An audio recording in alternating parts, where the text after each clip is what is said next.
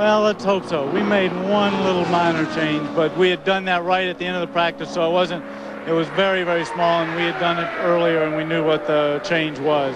The rumbles here on pit road are already beginning to say Penske, Penske, Penske for the front row. How do you see it? I'd love to see it that way, but all I'm worried about right now is just Danny Sullivan getting the Miller car in the show and, you know, having a good run and a good safety. Paul, back to you. Well, Danny Sullivan will be coming up very shortly, as will Bobby Rahal. Tony Bettenhausen works on the fourth and final lap of his qualification run. He is averaging 207.4 miles an hour. Bobby, he's beginning into the top speed of the track at about 216 miles an hour. Now, he's gained some speed, Paul.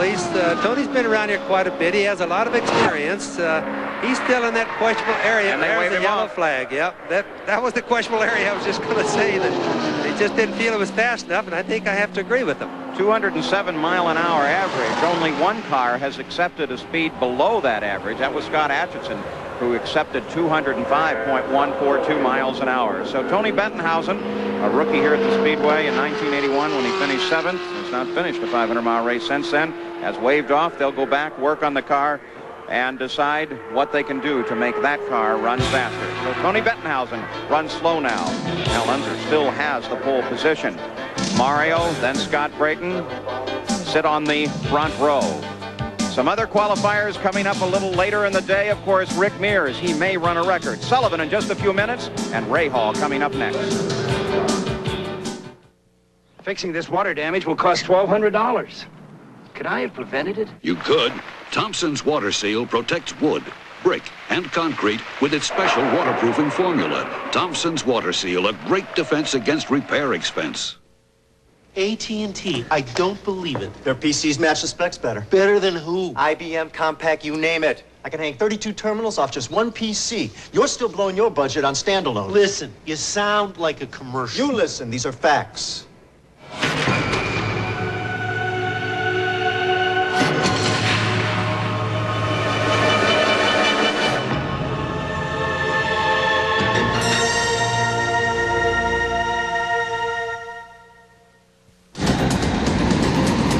How hot can it get inside your car's engine? This hot. 570 degrees under extreme conditions. Take a leading motor oil. Take Mobil 1 and watch. Of course, Mobil 1 costs more, but under extreme conditions, when you see what can happen to conventional motor oil, it doesn't pay to play with fire. Mobil 1. Isn't your car worth the extra protection? Thanks again, boys, and keep the change. You hear all this nonsense about Kellogg's Frosted Flakes being just for kids. Well, I, for one, eat them, and I'm going to go right on eating them. Frosted Flakes just for kids, come on. Like we adults have to go sneaking around, like we can't love these crisp, sweet flakes just as much as kids. Who is it? You just have to admit it. Frosted Flakes had the taste adults have grown to love. They're great. Hi, I'm Mario Andretti. I became the international spokesman for Rain-X because I really believe in the importance of Rain-X for improved visibility, safety, and overall driving comfort. Everyone should use Rain-X. It's a great product.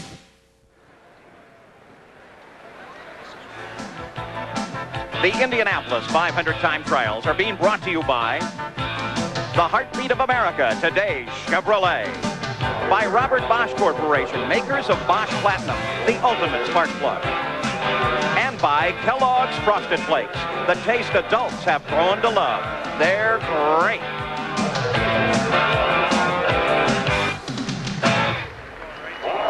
Well, there's Danny Sullivan as he waits for his chance to qualify. Just one car before Danny Sullivan goes out. Roger Penske walks over, takes a look, and talks with Danny. We've seen some great driving from Danny Sullivan, but none better than in 1985. Mario Andretti was leading the race at 300 miles. Danny Sullivan was running second. Danny Sullivan going down low. Can he make the move? Sullivan down low. Side by side, Sullivan has the lead. Danny Sullivan, Kentucky. And just at that moment, losing control of the car, doing a magnificent job of not hitting the wall and continuing in the race. It's unbelievable.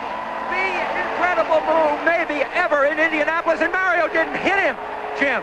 That's even more incredible. Andretti subtly moving to the side like a fighter, taking a punch but letting it slip by him. Sullivan at 200 miles an hour recovering from that spin. You have to go back to Jim Clark in 1964-5, Jim, to get a move like that on this racetrack. I've never seen anything like it on the Indianapolis racetrack. Incredible. Unbelievable, but he's going to come in. That may have caused problems in the car. That is absolutely unbelievable what we saw. Of course, he must now stop because he's flat-spotted those tires. He's coming down that very rough pit lane there, which keeps the speeds down. Listen to the cheers for him. Oh, it's incredible. This place has come alive, and of course, Andretti is in the pits too, both the leaders. But Sullivan is going to have to change all 4 tires because of that. Mario will go back out. You see, they're even changing that left front tire, which they never change. Well, that'll cost him the lead, no question of it. But Danny Sullivan is back out on the race course. I have never seen a person take a spin like that and begin to slide towards the wall and still recover. Let's have another look at it. We're going to have slow motion here in just a moment. I'll tell you exactly what I think happened, Jim, even before seeing it. Aerodynamic effects. Watch what happens. I'll bet you that as Sullivan gets in front of Mario, no, I'm dead wrong. It's running over that the white line. The very thing that he was doing that made him so fast, I think, tripped him in this one move. Yeah, Mario's too far back, I think, to have had a rear guard aerodynamic effect. But all right, now, Andretti faced with the moment of his driving life. He can't see where he's going. Fades slightly to the left by a miracle.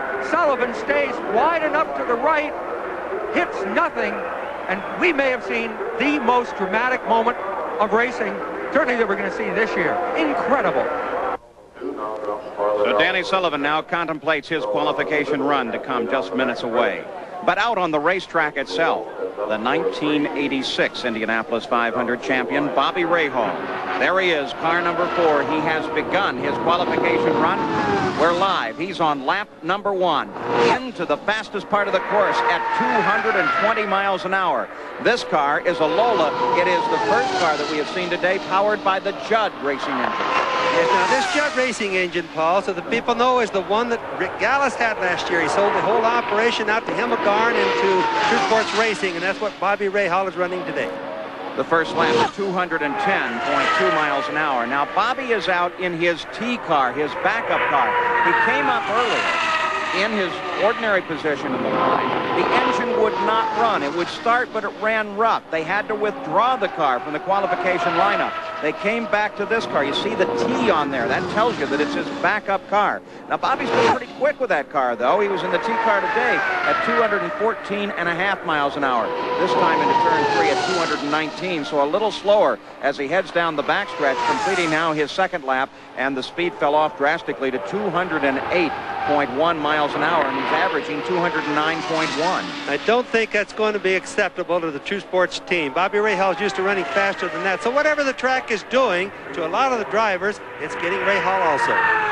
Now, Jim Prescott is the crew chief. He'll be consulting with the head of the True Sports operations, Steve Horn, and they'll decide whether or not those are acceptable time. At the moment, that would put Bobby Rahal in the third row here at the Indianapolis Motor Speedway on the outside of the row. But Bobby, I wouldn't take it, would you? Not for that team. They won't. I just don't believe they'll take it. We'll see what it is right here in this particular lap. If he slows down again, then of course they won't take it. It's 207, so I'd say 99% chance they'll just put up the yellow flag when he comes back around the next time. He's fallen off 3 miles an hour from his first lap. The third lap at 207.1 miles an hour. His average for the 3 laps at 208.4 miles an hour. This is the fourth and final lap, but now we'll have to watch as the crew stands down at the far end of the pit area. There they are. Jim Prescott has the yellow flag handy should they decide not to take it. But they're looking for a final time somewhere up in that fourth turn, and then they'll make the decision. And there it is, just as we suggested. Bobby Rahal waves off this qualification attempt, the crew deciding it just simply was not fast enough. So far at the Indianapolis Motor Speedway, we have 10 cars qualified. We'll be back. Today, top divers meet at the International Invitational Diving Championships. Plus, Ali Sheba and Bet Twice in the Pimlico Special. All live on ABC's Wide World of Sports. The 1985 Well, it's a giant crowd here at the Indianapolis Motor Speedway as we're back live. Some enjoying their picnic lunch, others in the stands to watch Danny Sullivan as he is on his second warm-up lap, ready to qualify.